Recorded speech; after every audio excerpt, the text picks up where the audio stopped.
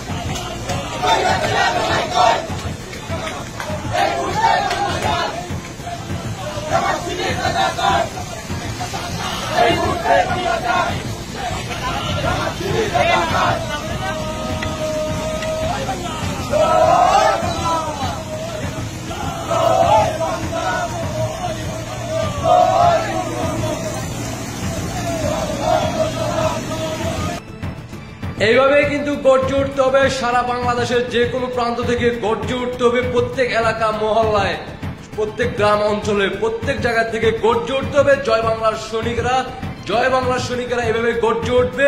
আর প্রতিষ্ঠার পুরোটাই হবে জয় বাংলার সৈনিকদের হাতে। বিজয় আমাদের আসবে ইনশাআল্লাহ। প্রত্যেকের জায়গা থেকে প্রতিবাদ করেন আর দেশবাসীকে দেখার সুযোগ করে দেন।